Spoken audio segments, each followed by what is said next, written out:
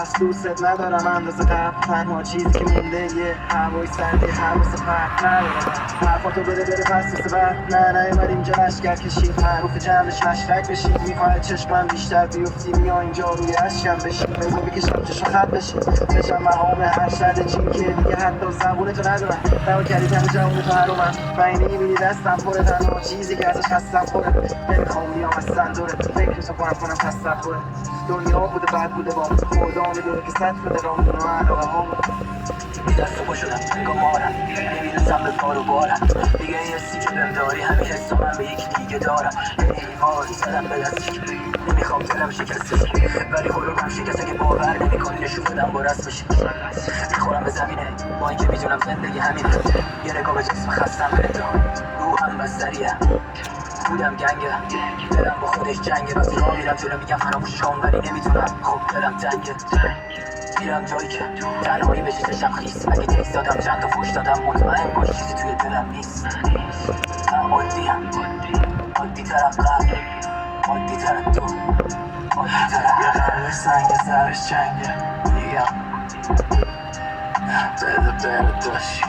یه قلب سخمه رفته رنگش میگم بده داشت.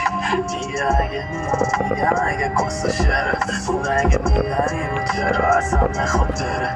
اگر چرا نباید جواب تو رو بده. اون ازت بریده و حکم تو همین با دره. من میگم بی خیالش چرا بری باز به دامش.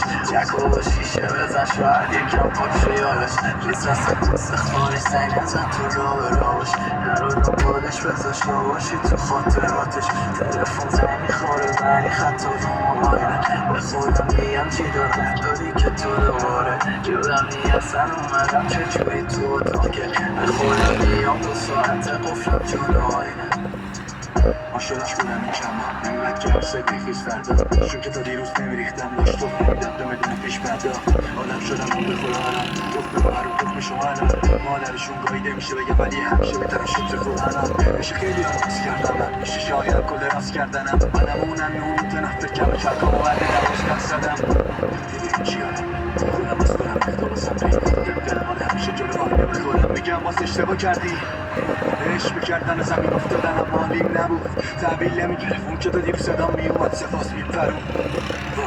2 سنته بیده هدف دنیا بچرد تا جادوش اشتمالم آجی داشتم گوکای کردیم و بعد داستان موندم من یه مثلا من به همیشه عمله یه بیشتر عملت کرده همه با داده این که برگرده نشون بده میفرید راست نم جلو بود وای میسته خبر بدی